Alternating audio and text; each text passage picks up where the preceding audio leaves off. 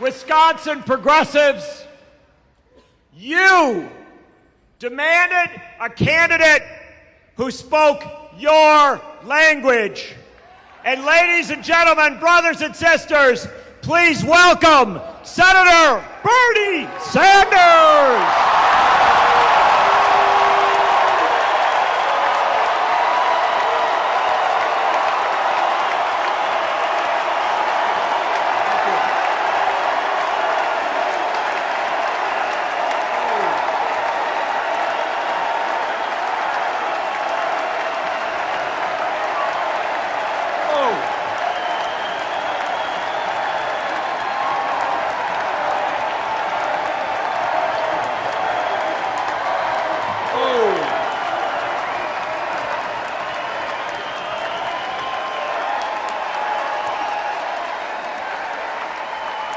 Whoa!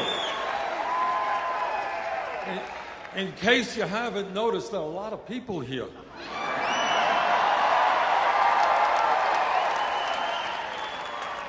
Well, let me begin by thanking John for that very generous introduction.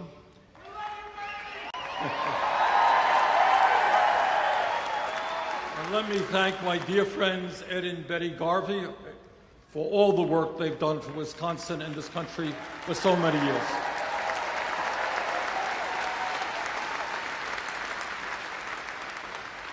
But mostly, on this early summer night, let me thank all of you for being here this evening. Now Tonight, we have made a little bit of history. You may know that there are some 25 candidates running for President of the United States. But tonight, we have more people at a meeting for a candidate for President of the United States than any other candidate has had in 2016. Thank you.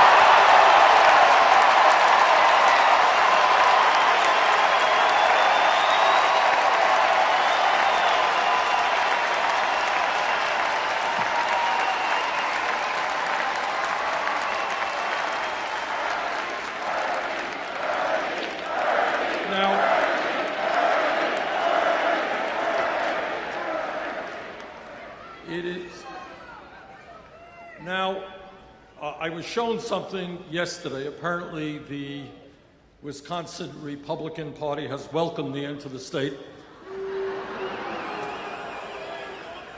with a billboard, and the billboard indicated that I was an extremist. So let me just say a few words to my friends in the Republican Party about extremism.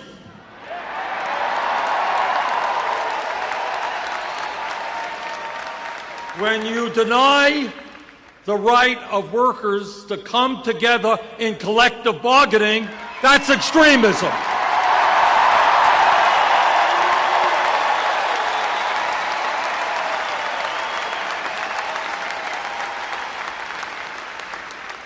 When you tell a woman that she cannot control her own body, that's extremism.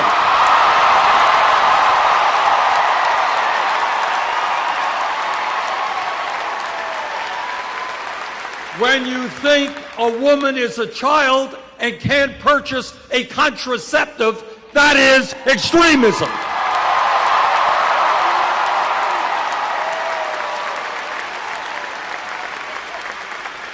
When you give tax breaks to billionaires and refuse to raise the minimum wage, that's extremism.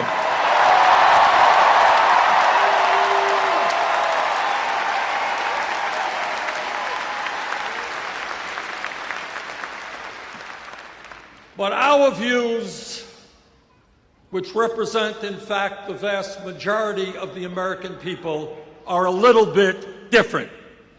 We believe that the time has come when people in Wisconsin, Vermont, and all over this country create a political movement which says to the billionaire class, you can't have it all.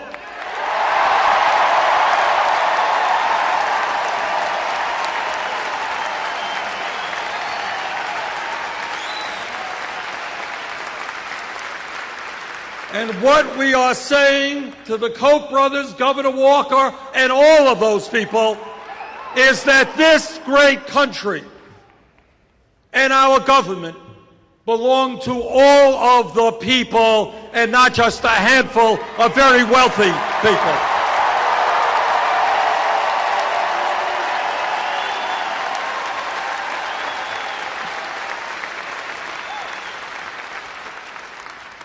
Now, the truth of the matter is that politics in a democratic society should not be complicated. What politics should simply be about is people coming together, taking a hard look at the problems that we face, listen to different ideas, and then go about solving those problems.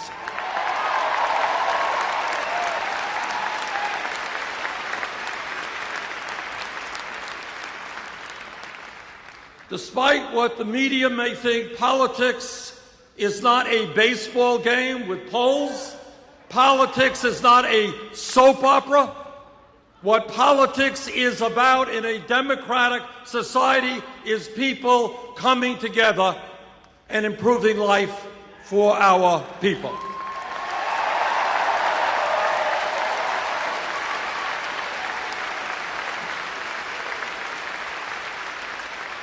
And today I want to touch on some of the major issues that are facing our people and talk to you about some ideas as to how we can address those problems. But the first point that I want to make, and John Nichols has already made it, and let me be very clear about this. This campaign is not about Bernie Sanders. It is not about Hillary Clinton. It is not about anybody else. It is about you.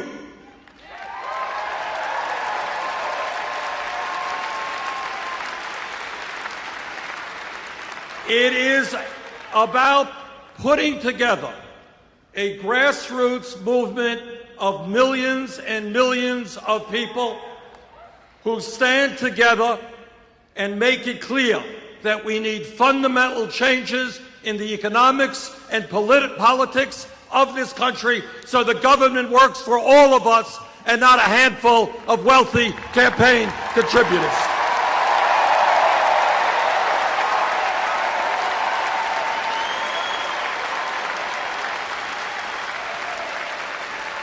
And let me also tell you that in order to win this election, it goes without saying that we need a strong grassroots movement, an unprecedented grassroots movement. But let me say this to you also, and this is something that no other candidate will tell you, and that is that nobody in the White House, no matter how good he or she may be, can address the major issues facing working families and the middle class without an active, politically conscious grassroots movement.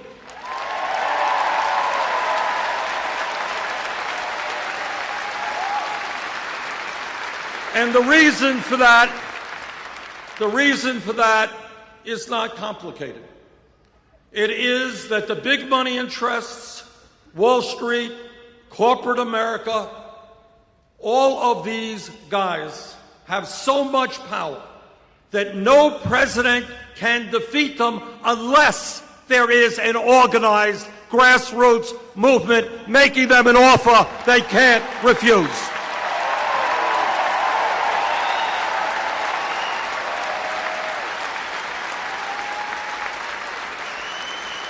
And that is what this campaign is about. What this campaign is about is creating a political revolution in America.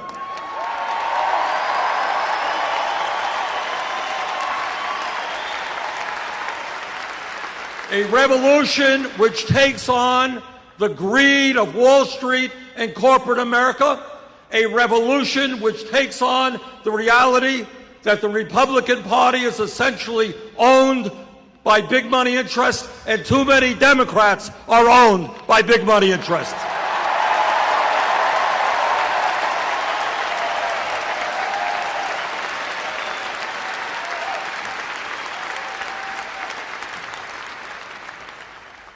Today, we live, hard to believe, many people don't sense it, we live in the wealthiest nation in the history of the world. That's where we are today. But most people in this country don't sense that, don't feel that, because almost all of the wealth is being held in the hands of a very few. America today has more income and wealth inequality than any other major country on earth, and the gap between the very, very rich and everyone else is wider in America today than it has been since 1928. The issue of wealth and income inequality, to my mind, is the great moral issue of our time. It is the great economic issue of our time. And it is the great political issue of our time.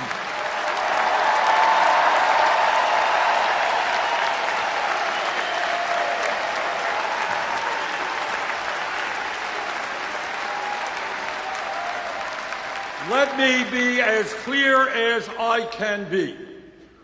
There is something profoundly wrong when today the top 1/10 of 1% own almost as much wealth as the bottom 90%.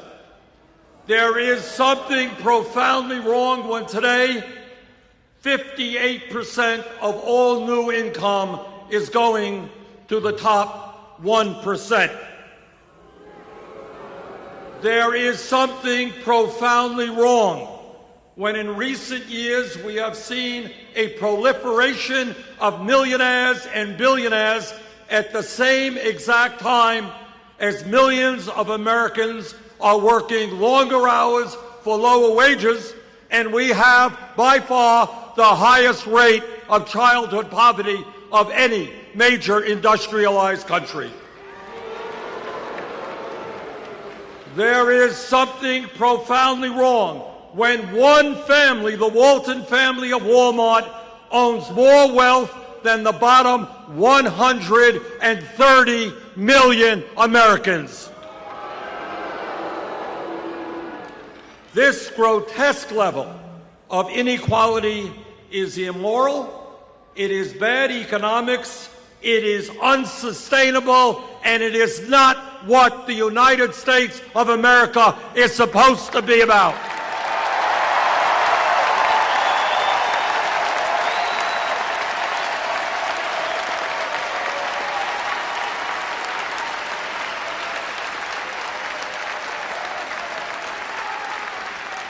This is a rigged economy, and brothers and sisters, together we are going to change that.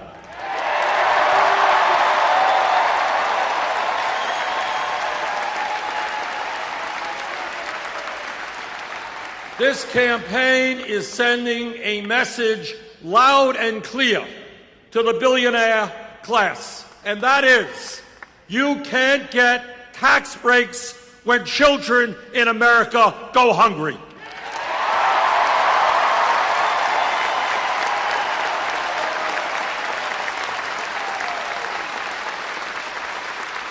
You cannot continue to send our jobs to China when millions of Americans are desperately looking for work.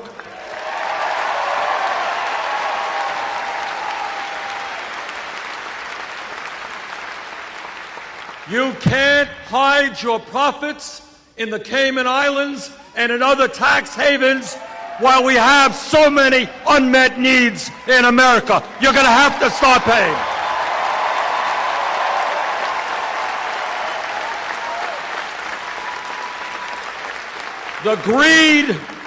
The greed of corporate America and the billionaire class has got to end, and we are going to end it for them.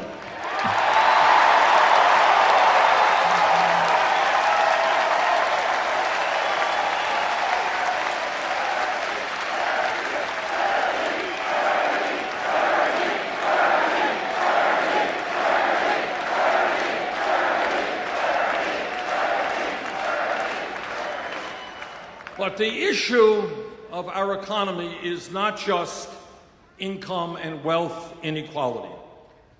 The issue of what's going on in our economy deals with the tragic reality that for the last 40 years, the great middle class of America, once the envy of the entire world, has been disappearing, despite exploding technology, so that every worker in America is significantly more productive than those who came before. Median family income is almost $5,000 less today than it was in 1999. In my state of Vermont, and I'm sure that it is true here in Wisconsin, we have workers not working at one job, not working at two jobs, but sometimes working at 3 or 4 jobs at abysmally low wages in order to cobble together an income and some health care. That is not the American economy that we will accept.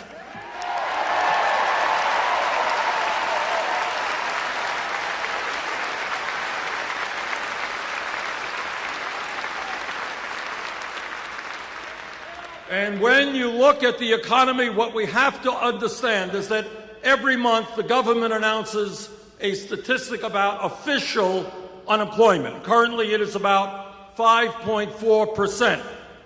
But if you look at another government statistic, which includes those people who have given up looking for work, and those people, those millions of people who are working part-time when they want to work full-time, real unemployment today is close to 11%. That is unacceptable.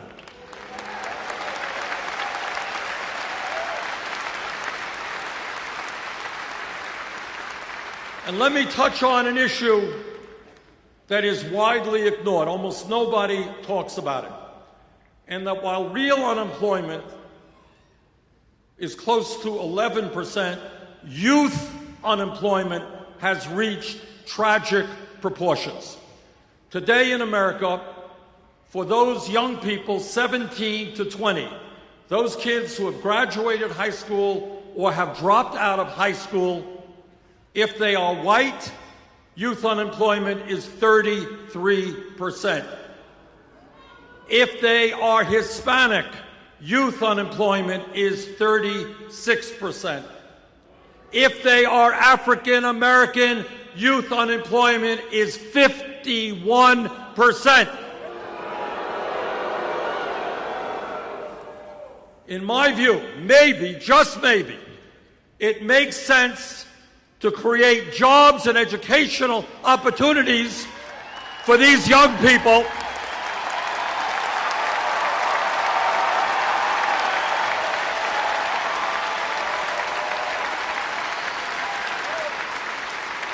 Maybe we should create jobs and educational opportunities rather than more and more incarceration and more jails.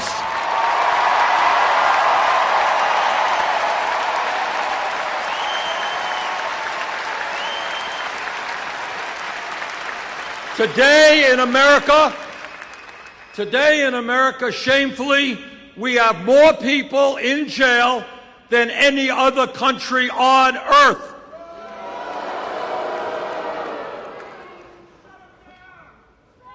So our job, in fact, is to create a new criminal justice system.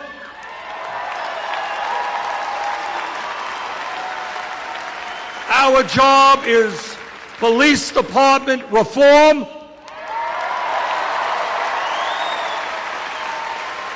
Our job is to make sure that young African Americans can walk down the street without being abused or worse.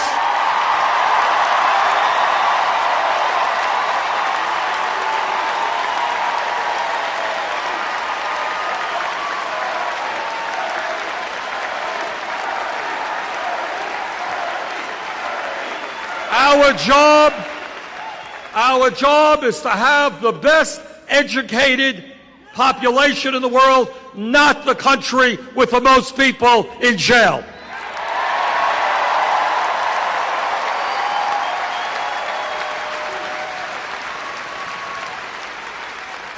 And when we talk about the economy, it's not only the grotesque level of income and wealth inequality, it's not only the unacceptably high levels of unemployment. When we talk about the economy today, we have got to understand that tens of millions of Americans are working in wages which are totally inadequate.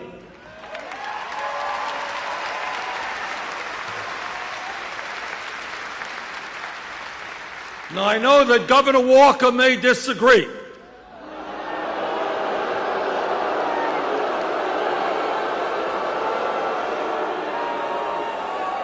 But to my mind, the federal minimum wage of $7.25 an hour is a starvation wage which must be raised.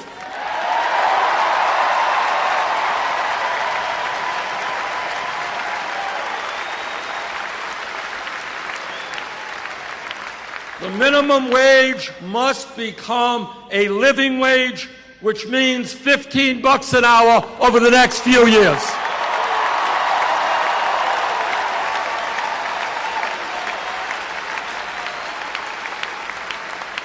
Now, I don't think it is a terribly radical idea to say that in America, if somebody works 40 hours a week, that person should not be living in poverty.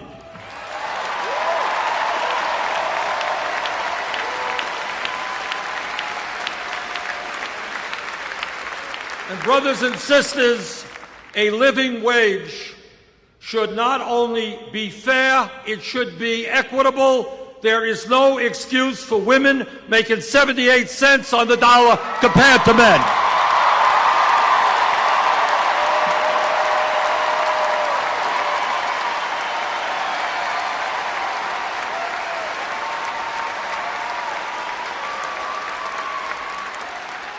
And let me congratulate President Obama for doing something that is long overdue and making sure that millions of working people finally get time and a half when they're working 50 or 60 hours a week.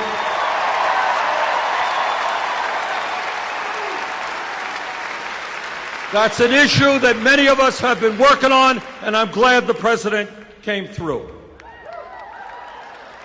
Now, some of you may know, many of our Republican friends are very deeply concerned about family values. They love families. And their view of family values is that women should not be able to control their own bodies. Their view of family values is that women should not be able to purchase the contraceptives they need. You know, when I say these things, it really is hard to believe. Can you imagine? And their view of family values is that gay people should not be able to get married. Now, that is their view, their warped view of family values. Let me give you another view of family values. I have 4 kids. I got 7 beautiful grandchildren. My wife is here. We've been married for 27 years.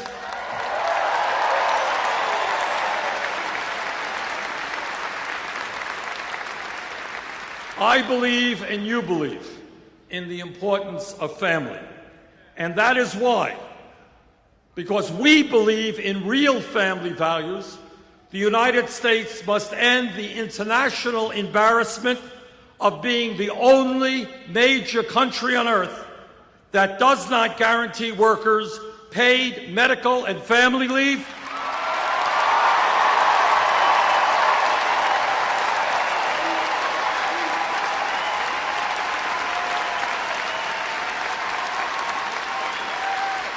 that does not guarantee workers paid sick time or paid vacation time.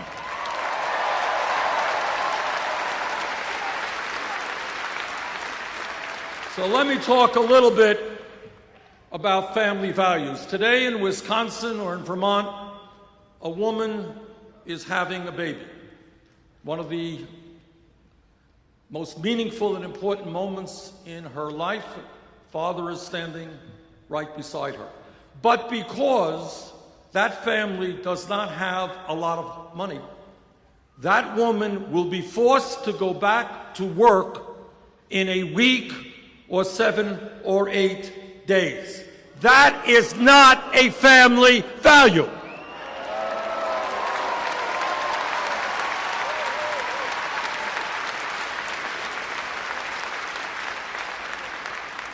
In every other major country, women, regardless of their incomes, and the father as well, are able to stay home with their baby, get to know their baby in the most important moments of their baby's life.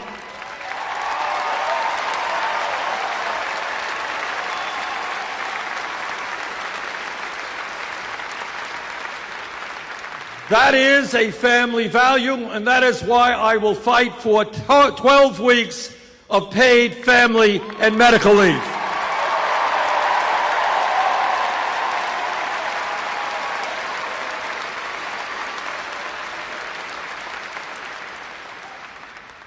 Let me touch on another issue that is almost never talked about at all, but it is an issue of enormous consequence. And that is as a result of the collapse of the American middle class. What we are seeing is people in our country working incredibly long hours. Incredibly long. I go around the country and I look in the eyes of people. They are tired, they're exhausted, they are stressed out because they are working and working and working. I'll tell you briefly a story. A couple of years ago, outside a grocery store in Burlington, Vermont, I met a woman. And she came up to me and she said, "You know, Bernie, my husband and I have one kid, but we would like to have more kids. But I'm working 3 jobs, he's working 2 jobs, and we do not believe that we can be the parents we should be. So we're putting off having more kids." That story is being told all over America. Today, the American people are working longer hours than the people of any other major country on earth. The Japanese are very hardworking people. We work 137 hours a year more than the Japanese. We work 260 more hours a year than the British, and we work almost 500 hours a year more than our good friends in France. What can we say about the French? Now here's the point, and I say this in order to put where we are today in a broader context. When we were kids in school and we read history textbooks, we saw pictures in those books of workers out on the streets demonstrating 100 years ago, 1910, 1912, 1914. And those workers held up these big banners and the signs. And you know what those signs said? They said, "We want a 40-hour work week." What they said is, we are not beasts of burden. We want time with our families. We want time for education. We need time for leisure. That was 100 years ago. Today, unbelievably, 85% of working men and 66% of working women work more than 40 hours a week. 100 years have come and gone, and we have lost ground. Now, at the very least, what the United States must do, and I will do as president, is to make sure that every family in this country gets at least 2 weeks off of paid vacation.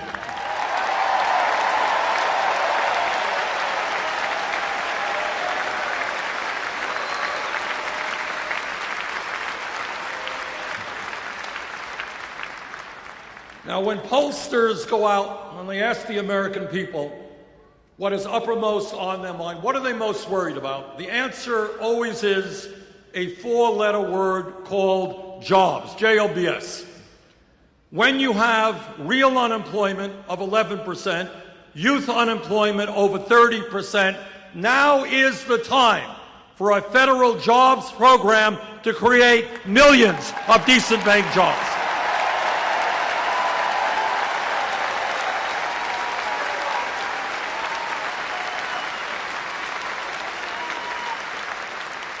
In virtually every state in this country, our infrastructure, our roads, our bridges, water systems, wastewater plants, our rail system, our levees, and our dams need an enormous amount of work. Now is the time to invest in rebuilding our crumbling infrastructure. A $1 trillion...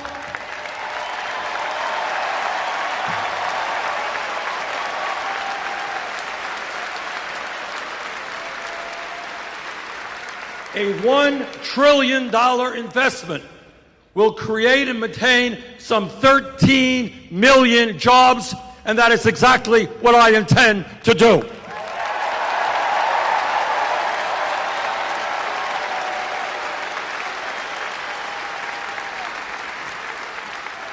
But when we talk about jobs, it's not just the need to create millions of decent paying jobs. It is the necessity to end job loss as a result of disastrous trade policies.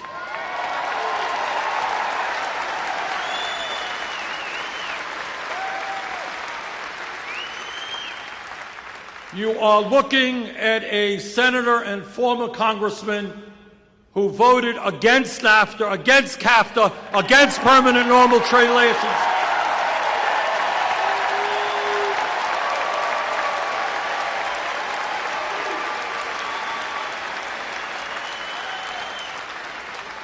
And I will do everything that I can to defeat this disastrous TPP.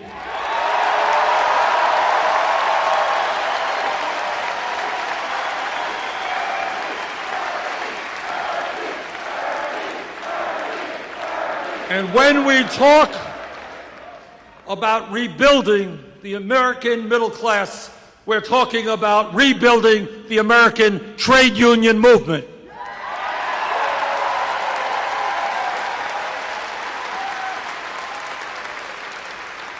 There are millions of workers who would like to join unions today but are unable to do so because of illegal actions on the part of their employers. In my view, if 50% plus one of workers in a bargaining unit sign a card asking for a union, they should have that union.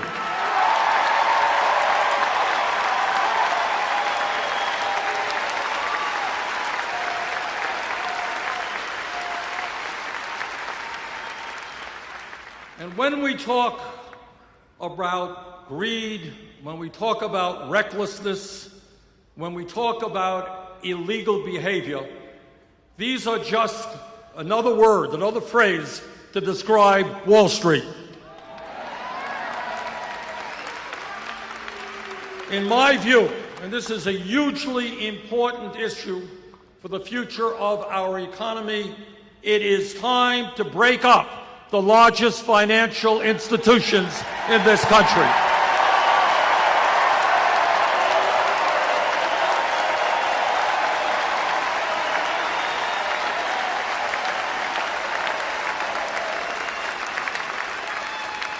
Wall Street cannot continue to be an island unto itself, gambling trillions in risky financial instruments while expecting the public to bail it out.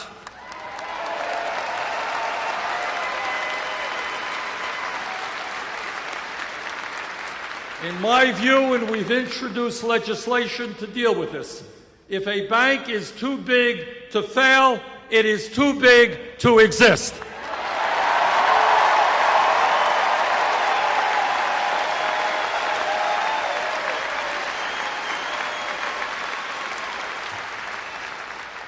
When we talk about issues of jobs or education or the environment or any other significant issue, they all are related to another issue which undermines everything else that's going on in America. And I think you in Wisconsin are very familiar with this issue. So let me be as blunt as I can be when I tell you what you already know. And that is that as a result of the disastrous Supreme Court decision in the Citizens United case,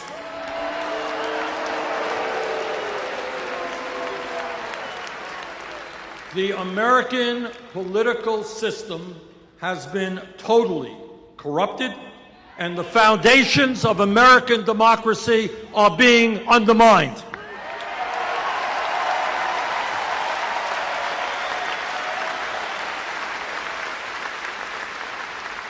What the Supreme Court said in so many words is they said to the wealthiest people in this country, they said, okay, guys, you already own much of the economy. Now we are going to give you the opportunity to own the United States government, and that is what they are trying to do right now.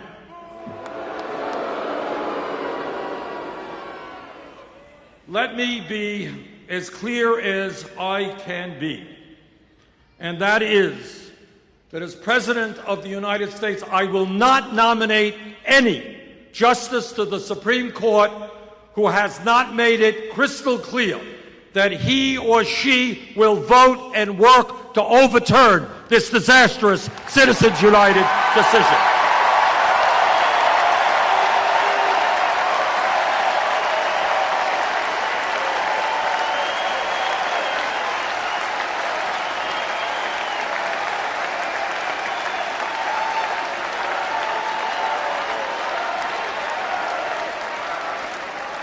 Long-term, overturning Citizens United is terribly important. Passing a disclosure law is very important. But long-term, if we want to see a vibrant democracy where people of any political point of view who want to be in public service can get up and run for office without having to beg rich people for money, we need to move to public funding of elections.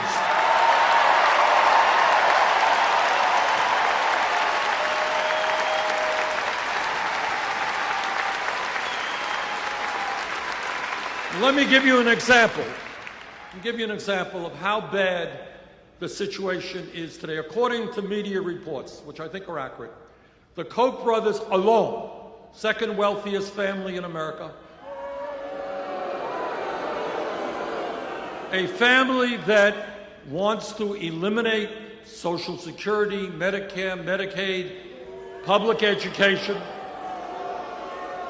and virtually every piece of legislation passed since the 1930s which protect working families. This one family will be spending in this election cycle close to $1 billion.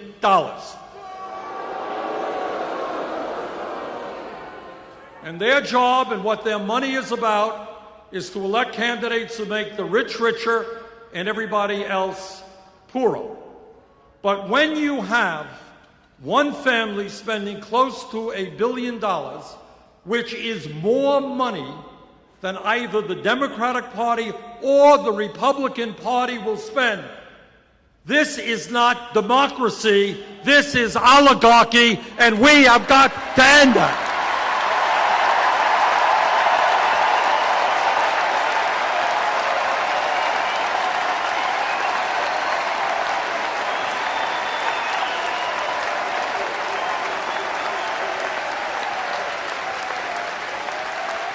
Let me also be clear that American democracy means one person, one vote, American democracy means that we try to have the highest voter turnout in the world. American democracy does not mean voter suppression or the gerrymandering of districts.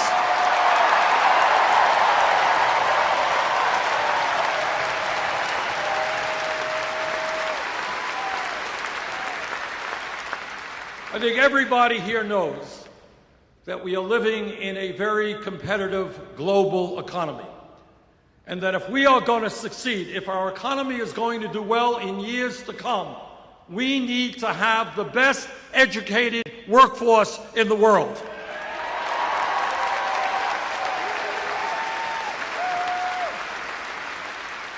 To my mind, it is basically insane, and I use that word advisedly, and counterproductive to the future of this country when we have today hundreds of thousands of bright, young, qualified people who want to get a higher education.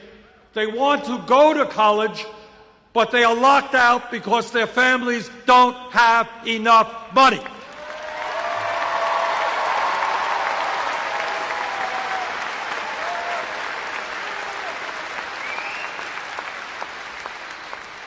And that is not only pulling the ladder out from under these young people who want to work hard and make it to the middle class. It is not the way you create a growing and vibrant economy when we need doctors and scientists and nurses and teachers and all kinds of well-educated workers. But the issue goes beyond the high cost of college and people not being able to get into college. Today, we have a situation where we have millions of young and not so young people who are shouldering horrendous college debt decade after decade.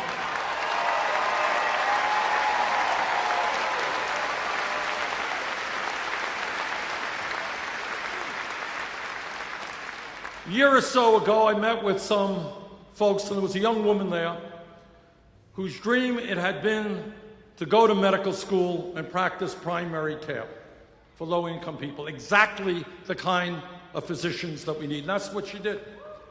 And as a result, she left school $300,000 in debt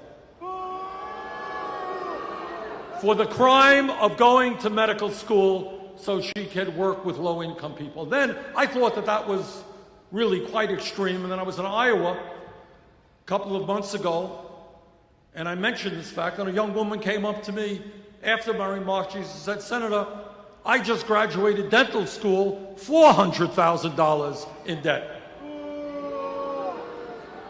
Now that is why, and all over this country, young people, $50,000, $60,000 in debt.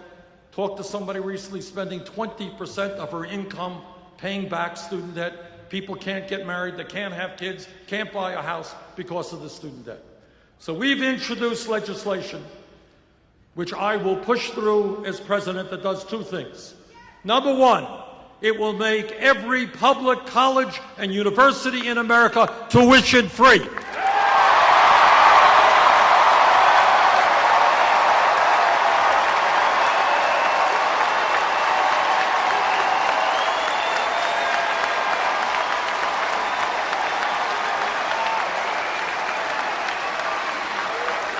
And I want you to know the importance of that concept is not just for kids in the 11th or 12th grade who want to go to college. The importance of that concept is that it will resonate with kids in the 5th grade and the 6th grade. Right now, all over America, there are young kids who may not know it intellectually, but they know it emotionally. Their parents didn't go to college. The kids in their neighborhood don't go to college. Why should they study hard? Why should they do their homework if they're not going to be able to get a higher education or make it into the middle class? That's wrong.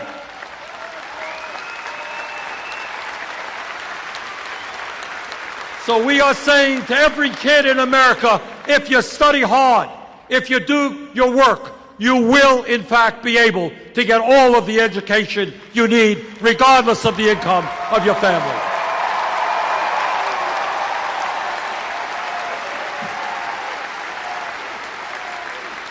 And when we talk about student debt, it is absolutely unconscionable that we have folks today who are paying interest rates of 8, 9, 10% on student debt, which they are stuck with for decades, yet they can go out and refinance their home for 2 or 3%.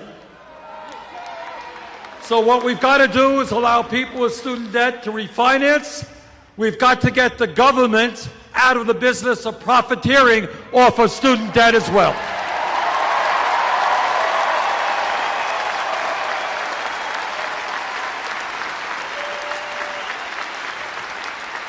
And when we do that, we can cut student interest rates by more than half.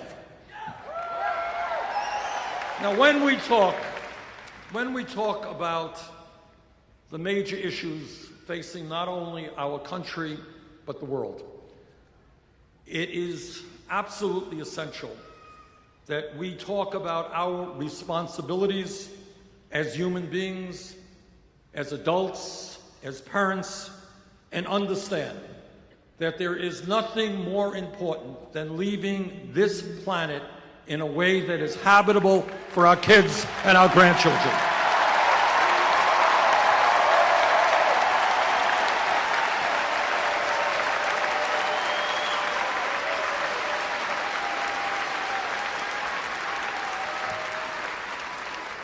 The debate is over. The scientific community has spoken in a virtually unanimous voice. Climate change is real. Climate change is caused by human activity, and it is already causing devastating problems all over our country and all over the world.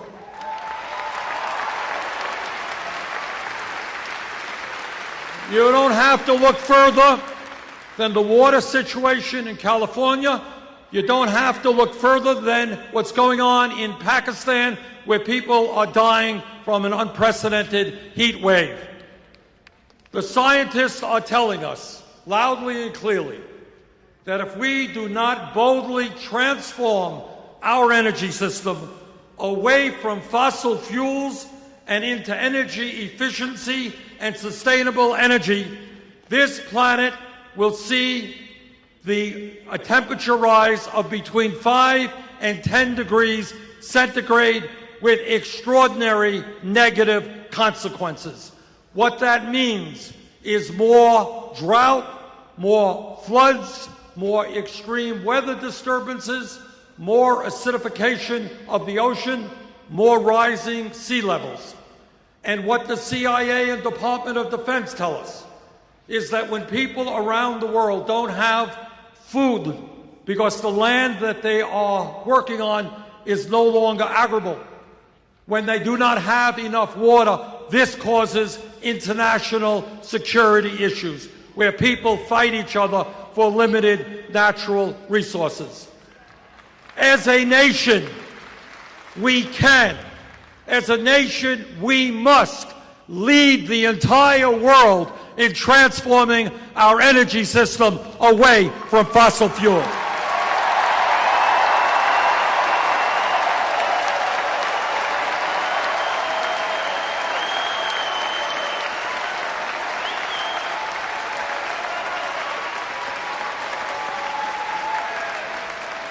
Now let me just mention something to you that many of you know, and that is today, sadly, tragically, the United States of America is the only major industrialized nation that does not guarantee health care to all people as a right.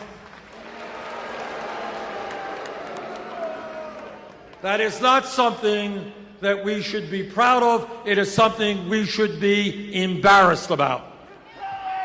Despite the gains of the Affordable Care Act, 35 million Americans continue to lack health insurance, and many more are underinsured with high deductibles and high co-payments. Yet, despite all of that, we continue to spend almost twice as much per capita on health care as do the people of any other nation. In my view, this country must make two fundamental decisions with regard to health care. Number one, in America, health care must be a right for all of our people.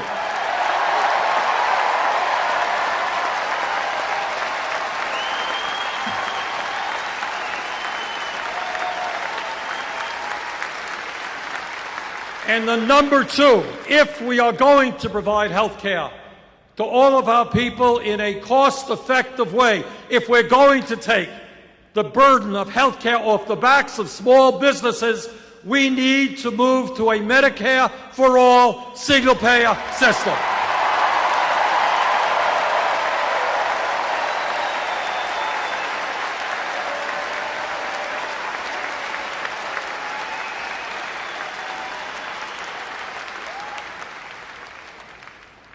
All of you who are here this evening, I think, have an understanding about how real change takes place in our country and has historically taken place. You are aware that change takes place from the bottom on up.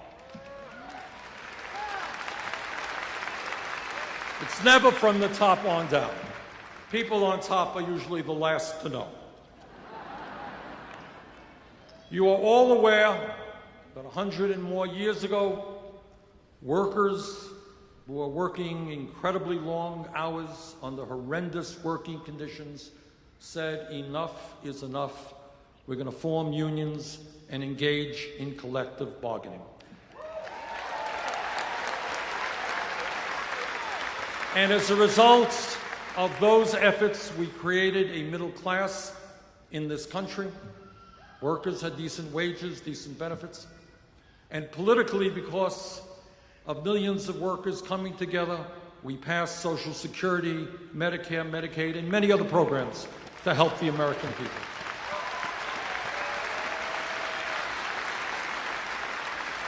Because people came together.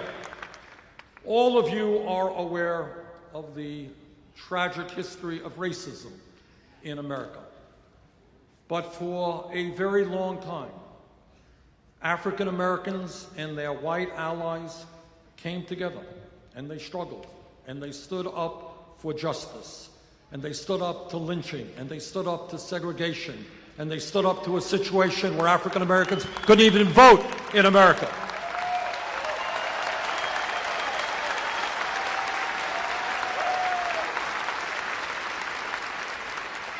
And change came about, not as much as we would want. We know that we still have racism in America, but as a nation, we should be proud of the fact that in 2008, we elected the first African American to be President of the United States. No small thing.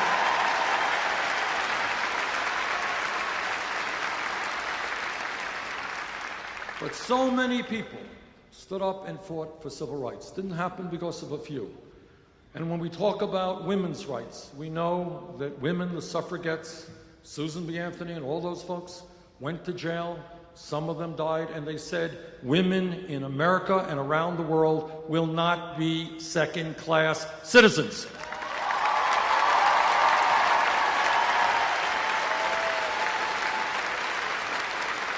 And that struggle continues to exist today.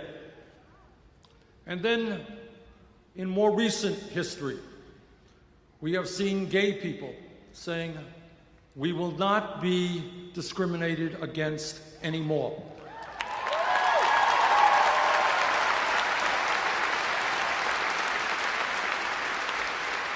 And a huge change swept the country, huge change in consciousness, and said that we are going to treat all of our people with respect and dignity, no matter what their sexual orientation may be.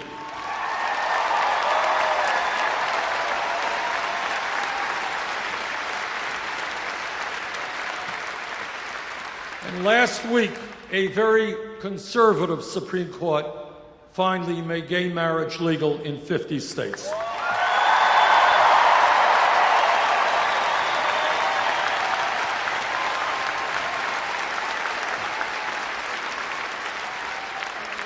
So as a nation, we have a right to be very proud of the successes that we have seen because of the struggles of millions of people to create a less discriminatory society. That's something we should be proud of. Right, we deserve a hand for that.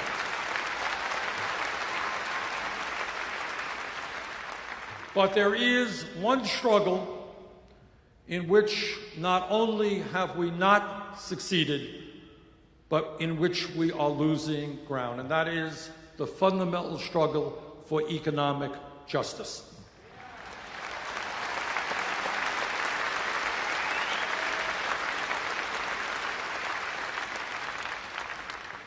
I am in the Senate the ranking member of the Budget Committee, which means that I am the Democratic leader on that committee. And I want to give you an example. And I want to speak now not just to the people in this room, but to working class and middle class Republicans in the state of Wisconsin. Because I want you to know what many people do not know. I want you to know what your party, Republican Party, is doing in Washington, D.C.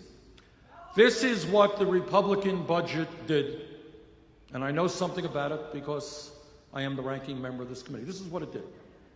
About 2 months ago, this legislation was passed. And this legislation sets the framework for what the appropriations committees will do later on. 35 million Americans have no health insurance. Only major country on earth without health care for all. Republicans decided to end the Affordable Care Act, cut Medicaid by over $400 billion, throw 27 million Americans off of health insurance.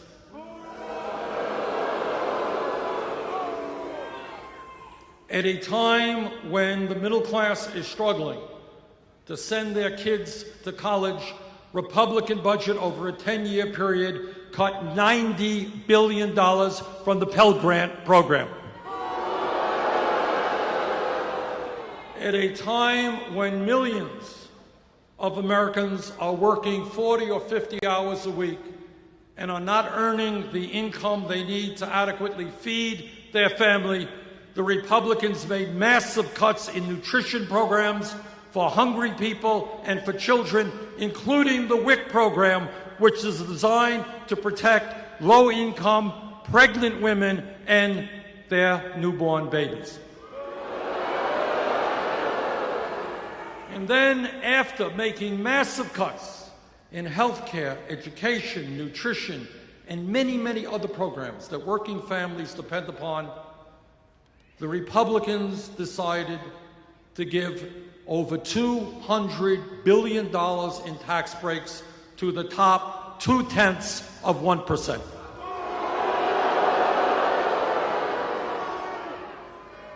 In my view,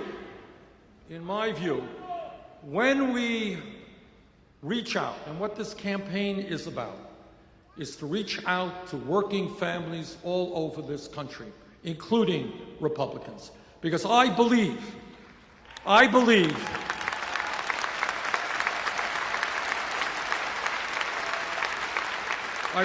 that the Koch brothers and the Republican leadership in Washington has gotten away with murder for too many years. What they have done is try to divide our country up. Black versus white, native-born versus immigrant, gay versus straight. And what they have done is try to divide us. Our job is to bring people together around a progressive agenda that works for all of us.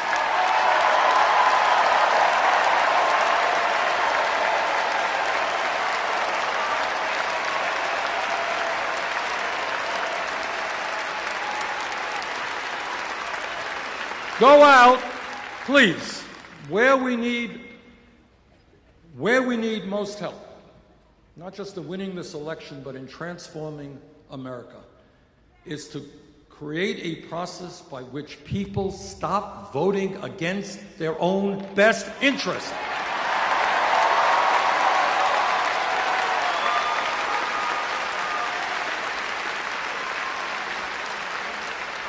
Ask your Republican friends at work if they really think it makes sense to vote for people who are going to send their jobs abroad. Vote for people who will not raise the minimum wage. Vote for people who take health care away from their own children. And when we are successful in bringing our people, middle-class working people, together, we will transform America.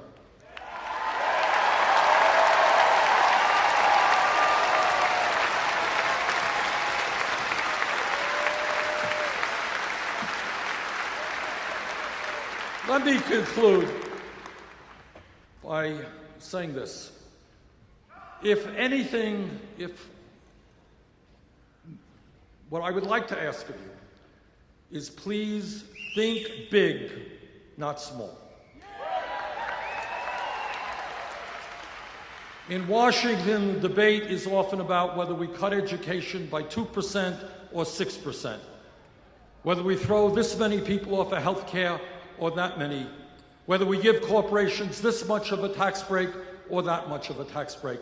That's not the worldview that we should have. Our vision should be that in the wealthiest country in the history of the world, there is nothing that we cannot accomplish.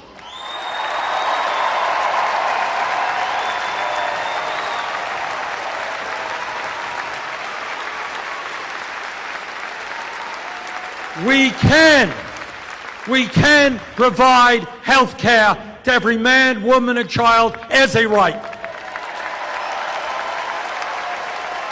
We can make certain that every person in this country can get all of the education he or she needs, regardless of the income. We can create millions of decent paying jobs. We can have the best child care system in the world.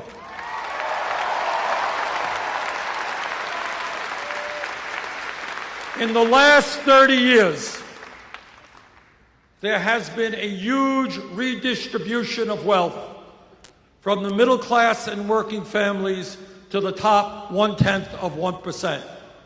Our job is to reverse that, redistribute wealth back into the hands of working families.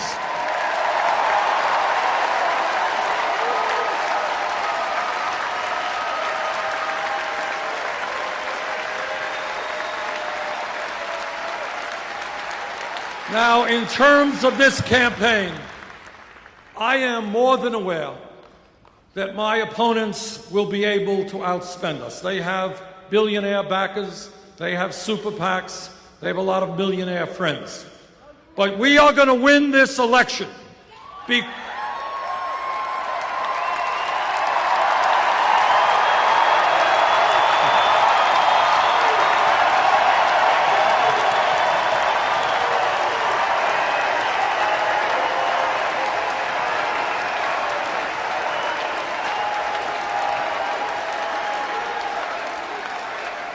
We are going to win this election because if we do our job well, if we develop the grassroots national movement that I know we can, at the end of the day, they may have the money, but we have the people, and when the people stand together, we can win. Thank you all very much.